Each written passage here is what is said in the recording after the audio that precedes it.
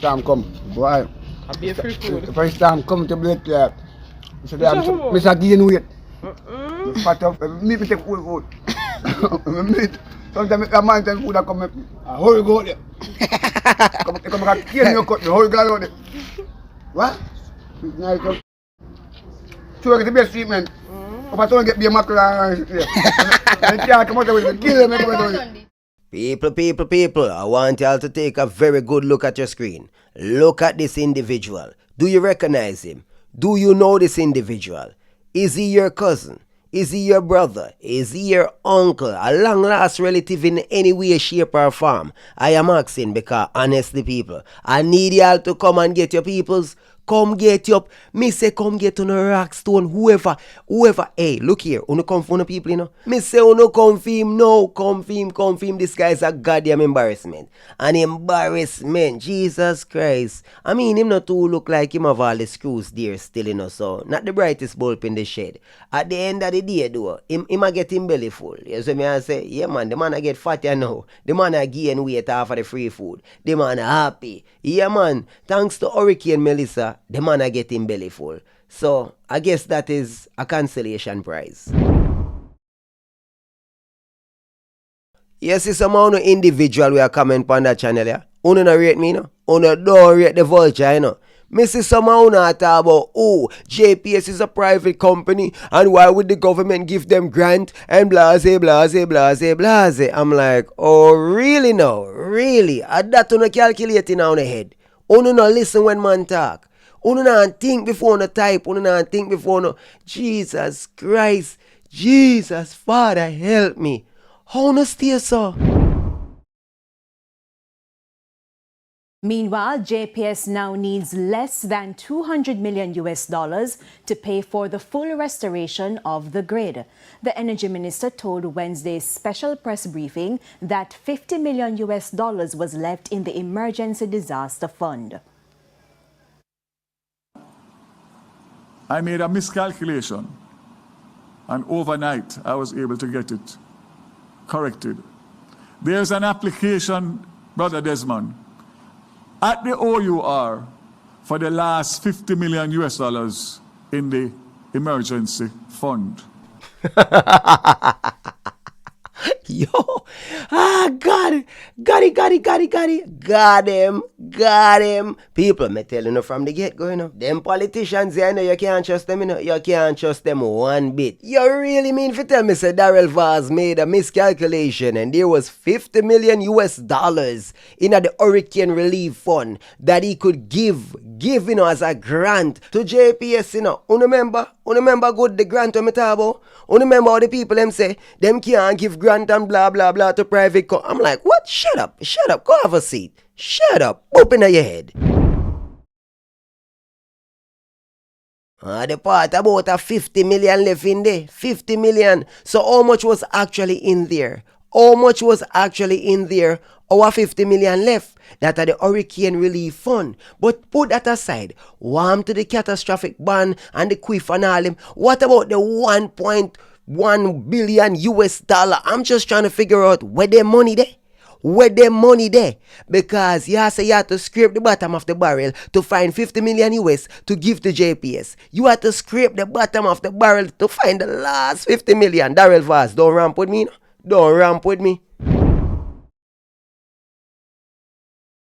So the figure is no longer 200 million. Overnight, it's $150 million, making it that much easier. La-di-dee-da-di-da. Just overnight him find 50 million. Me can't. Yo, he made a miscalculation. Make it make sense. So I him do the budgeting. I him the accountant. I know him department. I know him not have other subordinates. No. Him do. Jesus Christ. Yo, levels of madness, heights of stupidity, Daryl Vaz, you know say you look like a clown right now. You know say a foolish this. You did misplace $50 million. You miscalculated 50. Our school you go? Or you know say, hey, look here. I don't want to get too violent, you know, because I know the people them love them politicians. And them no want nobody call them out or hold them accountable in any way, shape or form. You understand? I clearly pointed out that they should be giving JPS that money instead of loaning JPS. But an individual put out this video that I'm gonna share with y'all, you know, in which it gave me a far better understanding as to why them not give JPS all of the money. The PNP, them love JPS. Yeah, them love JPS. And then now you have the JLP, them who no love JPS. Them not like JPS. The only reason them want to loan JPS the money is because them don't want to extend the contract with JPS. And them must say, alright, we not to rate you, we not want to help you, but we need to help the citizens them, so we are going to loan you some money and give you a little bit of money. Because we don't really want to help you, you know, because we want to see you crumble. You understand? So I had a discussion with the OUR this morning. The documentation is in front of them, and based on all that has happened, I don't see how an approval will not be given for the disbursement of that $50 million. Him sound calmy. Him now go on right now, cause him know say him look away, you know. Him know say it look bad, you know. Him know say when I say no sound good, you know. It's a good look for JPS, you know, but a bad look for him. A very bad look, brother. That a more than hate on your face, you know, bro. You look shaded. You look away, brother. How you misplace $50 million? And the fact that you're saying that only 50 million are the last 50 million, we're like, wait a minute. Who you're playing with? Who y'all play with? What not do with the money? Where the money gone? What you mean only 50 million left? What y'all talk about? Where the 1.1 or 1.13 or 1.3 billion US dollar there? Where that there? Because that's hurricane relief fund. You see what I go on? How y'all make it look like, say, the reserve fund where Jamaica had, where them, the country had itself. So what about the insurance money them? Yo, something right, but what not doing, brother? Me I tell you no. JPS was seeking an additional 15 years under the terms and conditions of the license given to it by the People's National Party in 2016 before it demitted. The government of Jamaica said, hey, JPS, no. We would rather lend you $150 million US to get electricity back to the people of Jamaica in the shortest possible time. You go ahead and raise the additional $200 million US. But for now, use these resources and get electricity back to the people of Jamaica because they need it. But we will not be subjecting our people to another 15 years of that disgrace of a license that was given to the JPS. In 2027, the monopoly of distribution of electricity must end in Jamaica. It is time for the people of Jamaica to benefit from fair competition, right? We need to see fair competition in the distribution and the generation of electricity. And only then will we start to see Jamaicans benefiting from lower rates on electricity.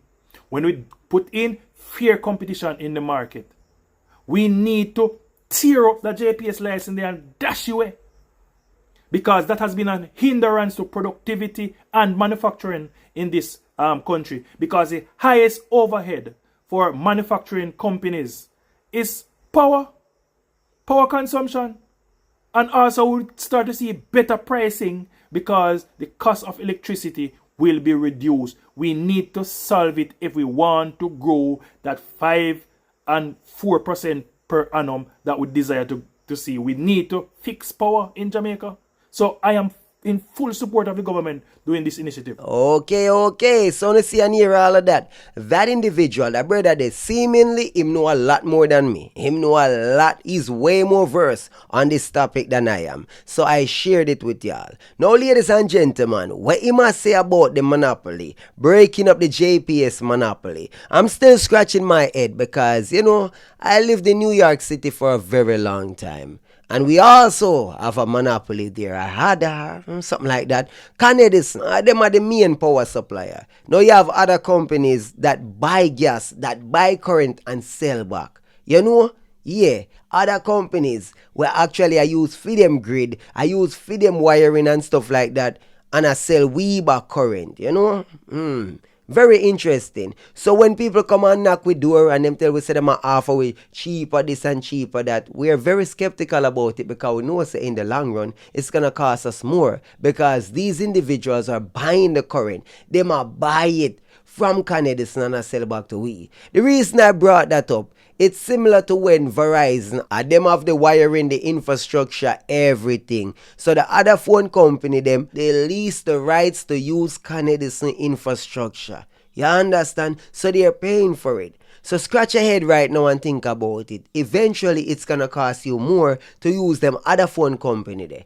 Because at the end of the day, them have to pay Canadians, them have to pay Verizon, etc. Other companies have to pay other companies for use for them infrastructure. So I'm saying, how it gonna go?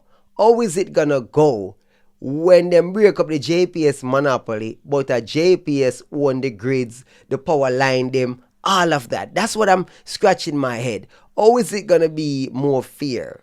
How other companies are like them have to go build them own infrastructure? Them have to go build them on a light post. All new companies are going to piggyback off of JPS, paying JPS to use their infrastructure. And then still have cheaper current. I'm trying to make sense of the nonsense. People say certain things, but it is not that simple. They must say that it sounds great in theory, but in reality, in practicality, you know say it's not going to be that way. Because any company we are coming, they have to make the initial investment. Either they're going to lease, rent the infrastructure, or they're going to have to build their own infrastructure. You understand? Them have to put up them own wiring, them own light posts, all of that. You know, see where that's going to be a major problem? Because if in 2027, there are going to be new companies, are we going to have enough time for those new companies to set up their infrastructure before JPS has say F off to Jamaica? I'm just trying to figure it out. How it a go work? Because they must say them now go sign the contract and this, that, and the third. They're gonna try and open up this thing so it's not a monopoly no more. And I'm like, okay, easier said than done. You hear me? I tell you no? Yeah, Jamaican people, don't make them fool you know. Don't get no hopes up too tough, because at the end of the day, as expensive as JPS is, members say current is based off of gas. You understand? Oil prices.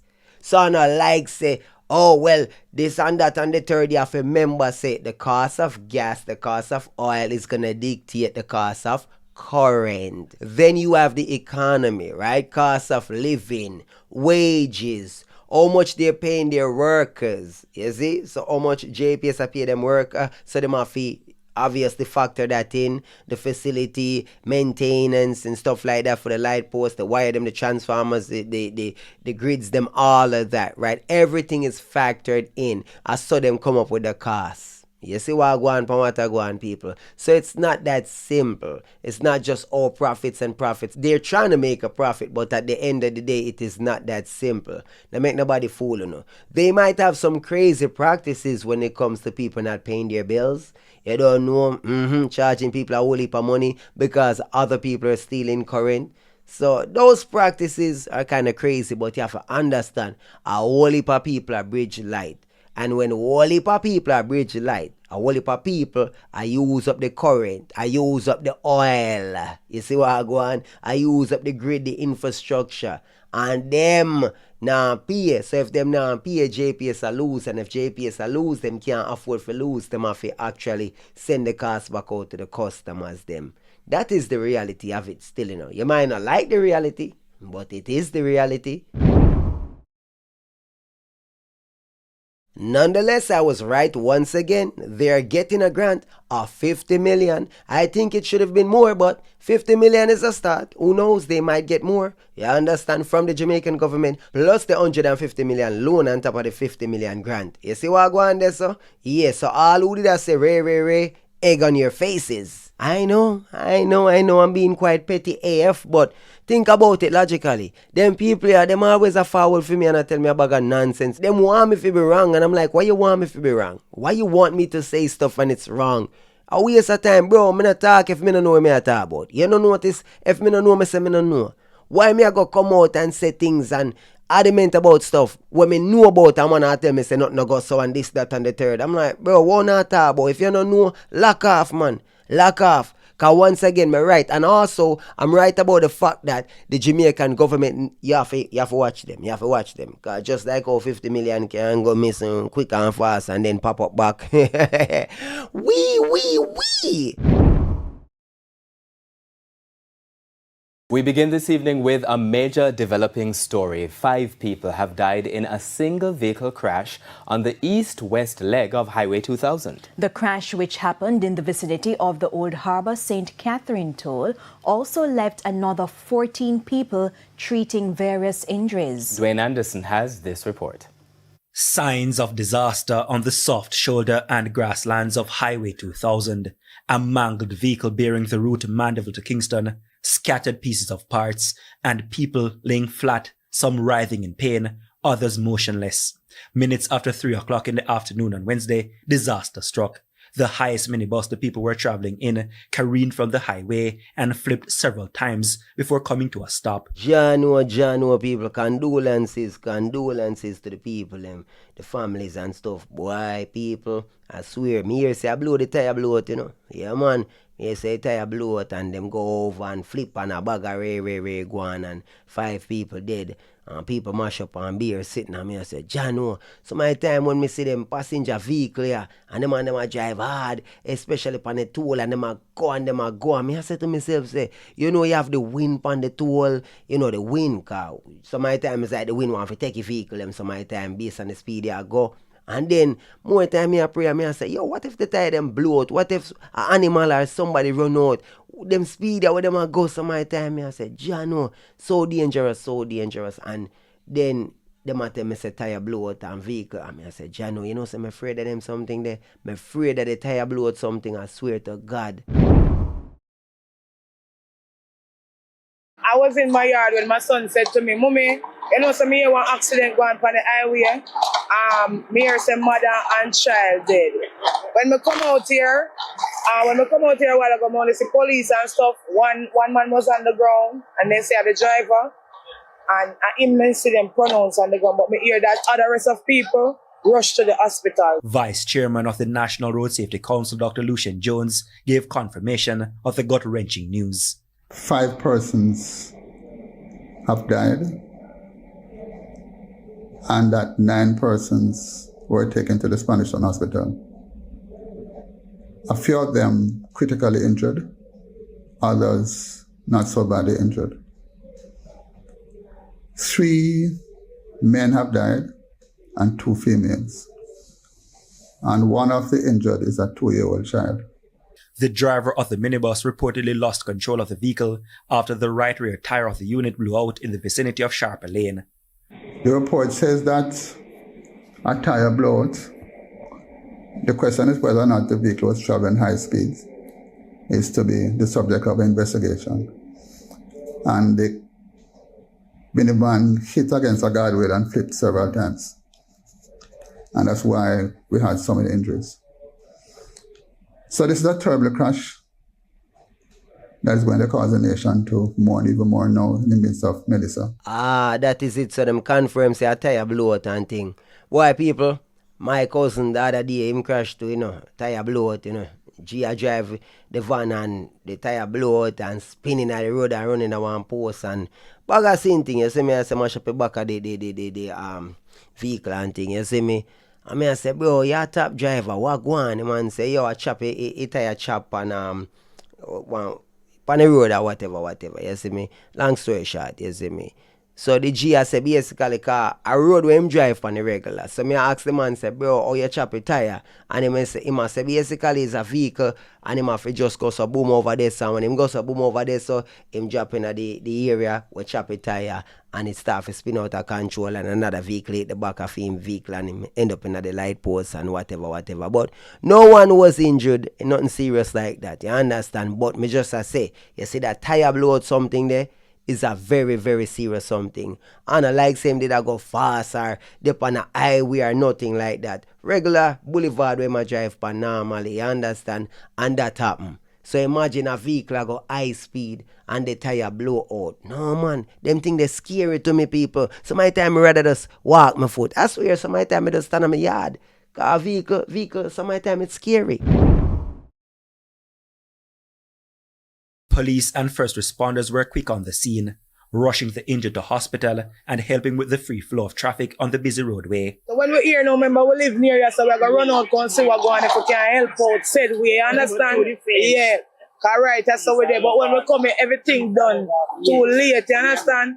I tell you, it's just because school put them here, Selena, the bus. The fatalities from this crash have pushed the number of people killed on Jamaican roads since the start of the year to 342. Coming at a time when for a number of days we had no fatalities reported by the police. So this is a sudden jolt and a reminder to all of us that we need to drive on the roads with extreme care and to slow down and to make sure that the vehicles in which we are driving and the drivers who are driving these vehicles ensure that we have safe vehicles, to ensure that people are buckled up and to ensure that there's no speeding on our roads, because all of these things can cause crashes. Dwayne Anderson, TVJ News. No, I am not the biggest car expert, but I know tire not just blow out, so, Now for them money now check them now check your vehicle them, Them now check your tire them, The wear and tear upon the tire them now change them when them need for change. Some of the time you have to check and enough of the time the tire them a get some titty, the tire them a get some bulge and them a drive same way, You understand, the treading them all gone. Some of the time the treading can even good, but then the side of the tire something can dig it out. You have to look, you have to every time you have to inspect before you go up on the road. Check the engine, check the brakes, check the tire them. Some man them now check them vehicle, them get up and jump in a vehicle and them gone. And say them a carry people, Pitney and all them sitting there. Yo, some of them man bro, them fi do better. Them fi do better, man. Jah know. Nah, say that go on, Me nah say the driver F up, but it sound like the driver F up when I time them. And obviously, he my first suspect because I'm a driver. And we know them boss man drive wild and reckless. You understand? Tire blow out and you couldn't control the vehicle. Simply means you might have been going too fast. You know what I say? That is a possibility. But who knows? We will find out in due time. So how will we pay for the Jamaica we say we want? And that's a question we've avoided for far too long. You see, Hurricane Melissa has now ended our ability to pretend. She tore away our excuses. It exposed the truth that we've tiptoed around for decades, that Jamaica has been building its future on hope, luck, taking for granted the good weather that we have, not on resilience, not on productivity, and certainly not on shared national responsibility. And what storms like Melissa are not just weather events. They're x-rays revealing what we've built well, what we've not, what we've ignored, and the choices that we refuse to make. Because for decades, poverty remained hidden until disaster ripped the curtain off again. But this time, the entire country saw it.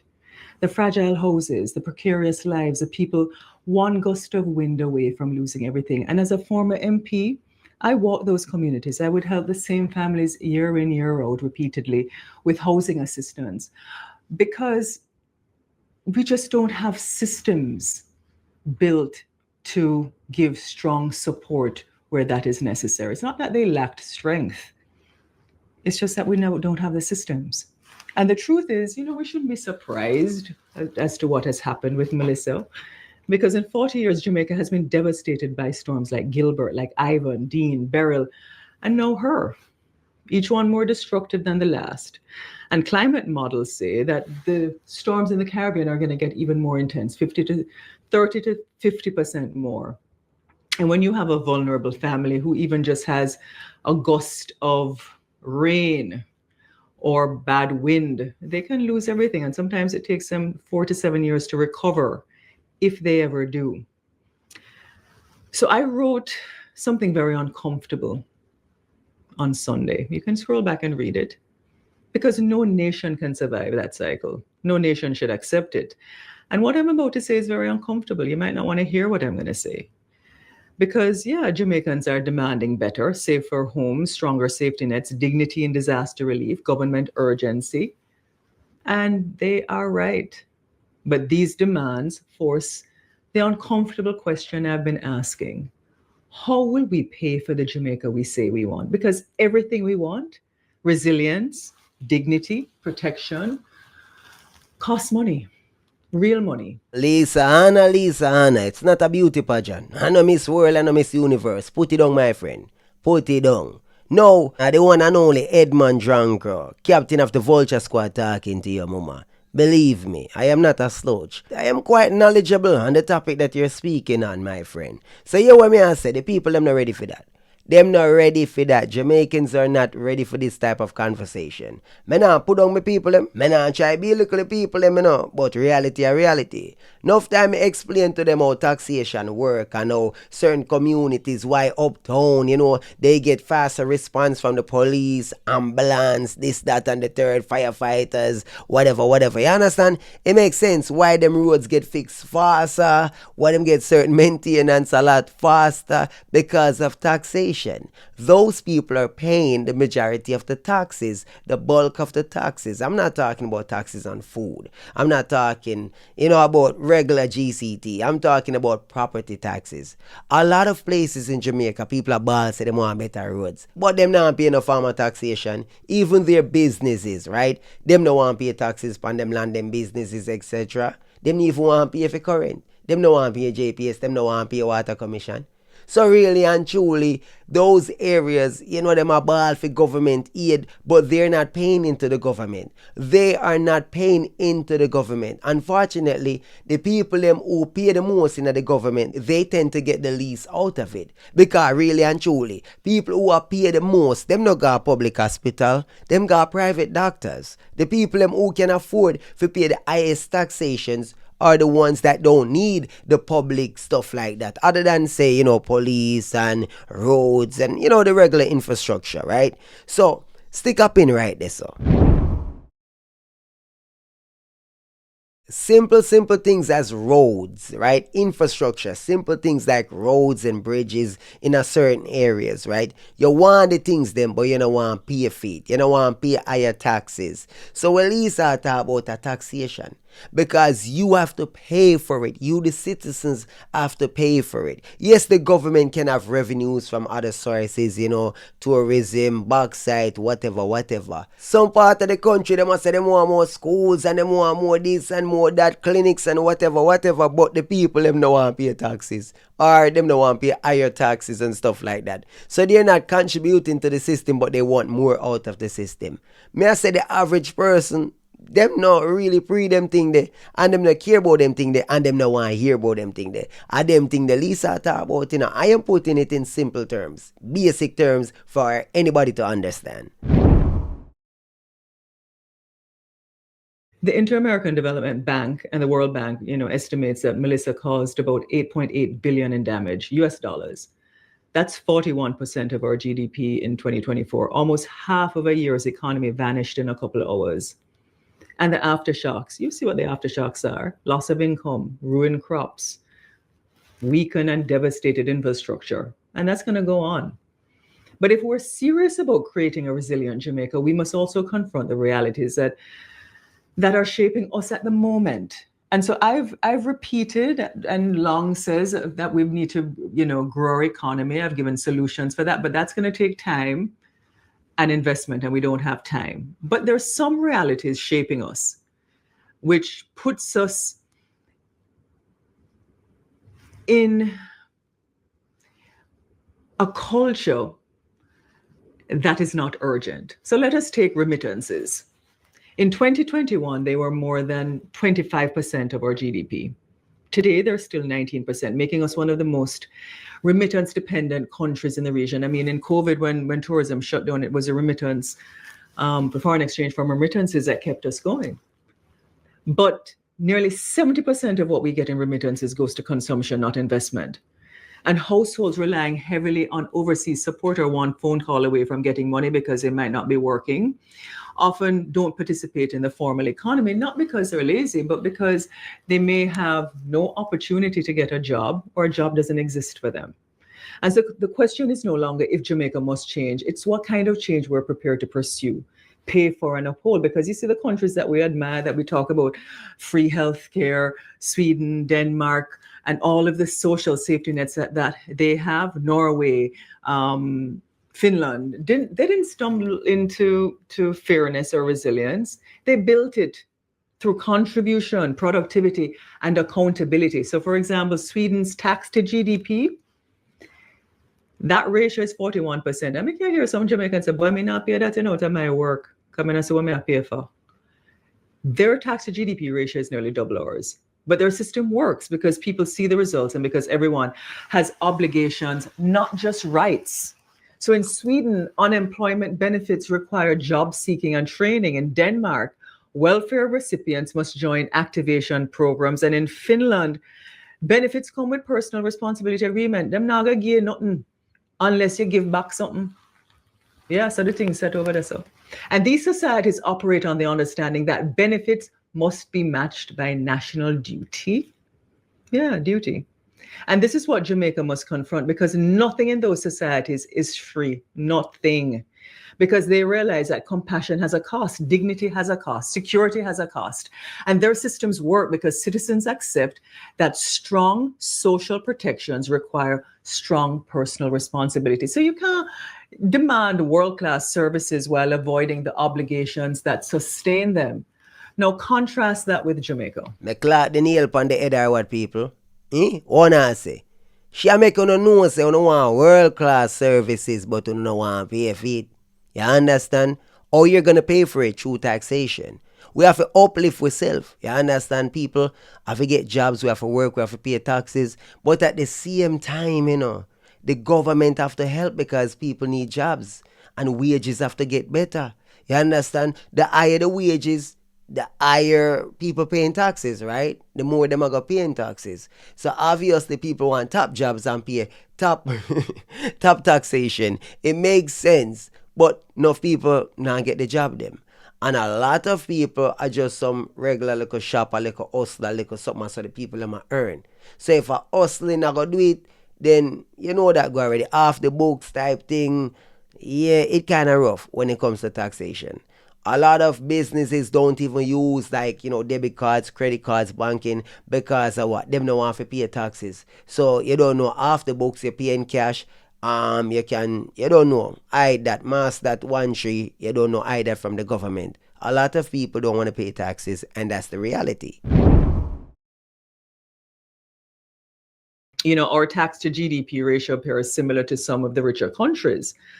Our tax revenue per person, though, is much lower. And so this limits our ability to fund essential services and resilience projects. And I can just hear some people say, boy, at least I'm not paying no more tax. And we don't want to increase tax. I'm not suggesting that. But I'm just showing you the realities. Because disaster recovery consumes a large share of our annual budget, and it forces us to choose between rebuilding and development. And those pressures are worsened by decades of low productivity growth in our Jamaican society. We have among the lowest productivity in the Caribbean. And the reality is that only 10% of Jamaican homes meet climate resilient standards. And Melissa exposed that weakness brutally. So let me be clear. We can't demand first world services with our levels of productivity. The math simply doesn't balance. So if we want stronger homes, climate protection, if we want dependable public services, we must accept that resilience requires revenue, and revenue requires shared responsibility. Not just the wealthy, not just the diaspora, not just government, all of us, all of us. A society that expects high quality services must be a society to embrace productivity, duty, and national discipline. And transformation requires not just a government willing to change, but a people at all levels, from the working class to the middle to owners of capital, all people willing to change with it. So Melissa has already rewritten our past. We can't go back there. But the cost of our future is productivity. It's a change in mindset. What have we all done lately? That's why I guess everybody's showing what they're doing on social media. But the only thing standing between us and the Jamaica we deserve is our own self-sabotaging inertia. The excuses, the low expectations. Oh, I'm not getting a care package. I could go on. And yes, I'm the first one to tell you that the least among us must be taken care of. But we must have national discipline now. We have to change our mindset. You see, the mindset that we hold on to, the world has already outgrown it. And if we don't break it now, we will continue to walk backwards into the future with our eyes wide shut, and Jamaica will be left behind. Ah, boy, oh boy, me nah tell you say what she a say a foolishness, you know. She a talk some real something. The fact is that the people, them not ready for this. Them not ready for them levels of reasoning, yeah, accountability, yeah. Them not ready for it. Jamaican people, enough of we people, them a back a wall, bro. Back a wall. If you not talk some people where educate themselves on a different level and they on a different plane and reasoning and understanding, that can't work, because a lot of our people, them IQ, yeah man, below 70. You understand? Some of them lukewarm, room temperature. A matter of fact, some of them below freezing. But take that out, right? When me I say, them not ready for them something here. Them can't grasp, them can't comprehend. Yeah, no one say event. She go just a meditate thing and I say, well, me no say me I go put this out there, so. Me I put it out and no 5 people me ta fly over the head, but at least me put it out there. You understand?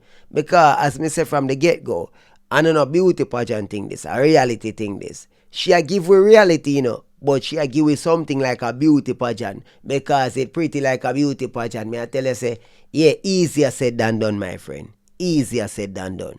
Best believe. But big up yourself, mama. Big up yourself. Respect the reasoning. Boy, oh boy, my wife friend. Boy, the young lady a clot, my wife friend. My wife used to work in her office, you know, her law office and stuff, work for her and thing, you know. So, John know, she left and take on things where she should have leave alone, but she want to be MP. Take them radam, yeah. Boy, the woman here radam, you know, mama. Mama, you get some serious radam, you know. John know. Ja. Imagine getting blocked by the MP of Northeast St. Elizabeth because you tell her to advocate for her people. So the other day I made a post, right? Because I have been looking through this lady Instagram page to see if she's going to post any updates about the hurricane. We understand, we see that the south side areas of St. Elizabeth is being taken care of to the point where everybody keeps saying if a Black River alone in a St. Elizabeth. I too made a post asking if Black River was the only part of St. Elizabeth. Floyd Green, he went, and let me go by saying I am not JLP nor PMP. I just go to see who is advocating and who are taking care of them people them when these natural disasters start. So I went on Floyd Green page and I definitely see that he posted a list of all his communities that is in his constituency that he serviced. So I'm looking and I had to ask around. I said, who is the MP for Northeast St. Elizabeth? They say, oh, one girl named Jess. Is she around? No, she don't really come around. She don't really do nothing. Okay, I'm not going to take that for myself. So I went and I keep looking on her page, looking to see if she's going to post anything, you know, advocating for her people. Be out there. No, you know when I see her, when Mark Gordon come down in a helicopter, you say she hug up, man. Babes, what about your people? Then she went to the press conference and she talked about how, honestly, listening to the whole press conference, all they're doing is blaming. And it's just like, how is that helping your people? You come and you say that the prime minister is stopping you from going to whatever communities. In that time, when the people life matter more, you shouldn't care. You shouldn't give a shit. You should already naturally know I'm going for my people. I deal with that consequence after. But no, you wanted to put on the press conference. Oh, he stopped me from doing this, stopped me from doing that. If you go to Florence Green page, you can always get an update on what is going on in that area. If you go to her page, you can barely see updates about anything. There are so much people in communities in St. Elizabeth that people do not know about in the Northeast. A lot of communities there that people do not know about unless you make a list and tell people what they are. The same way Fort Greene, which I'm not really doing comparison, but at the end of the day, you have to. He made a list of all his communities that he serviced. So people don't only go to Black River, they can find these communities and they can go there. But if you don't even do as much as make a list so people can know about all these places that you're talking about that you so much take 200 years to find, how are people going to know? You don't go and you'll be like, guys, I need help at this area really, really bad. So people can actually see and use your freaking social media and so people can spread the word. Everything we're doing is based on repost. In this hurricane season, you barely see the government. You see the artists, the TikTokers, everybody coming out. The small content creators, they are giving back to the communities that they don't even come from. Because what people are seeing from social media, from reposts, people reposting stuff. You know how much people make money off GoFundMe based on just reposting stuff? That's all you need to do. Post something that people can people can repost it so that they can see that you are doing something. One repost can reach to so many people so that they can see that the parish, the places in the communities that you represent are needed help too. And then I go up on a press conference and I say, oh, you need help. Where's the money? I don't see nobody getting no money other than people bringing people care packages. It is not time to build back right now. Obviously that is important, but people in the communities need food. It is people after attack, oh, Magati need help, this area need help. Where are their MPs that need to do it? That is supposed to be standing out, talking out for them. You take so much time to come and black liquor on me when you should be helping the people. Where get them a time upon your hand? Because you do not want to know the truth. If you cannot understand the truth and take constructive criticism, probably you do not need to be running for no member of parliament. And that's all I gotta say. Advocate for your people. Post so people can see that you need help instead of just talking that, oh, I need help and I'm not getting help. You're not getting the help because you are not posting that you need the help. Well, Jesse have to come out and answer them thing, you know. And for me answer still, you know, you understand? Yeah, man, people, it's sticky one I time them. Una agree or disagree? In the comments. Sharing the views and perspective. Captain of the Vulture Squad. I came, I saw. I vultured that. Remember, good enough people. Hit the like button and drop a comment. Watch the previous videos them. And look out for the next one them. Big up on yourself.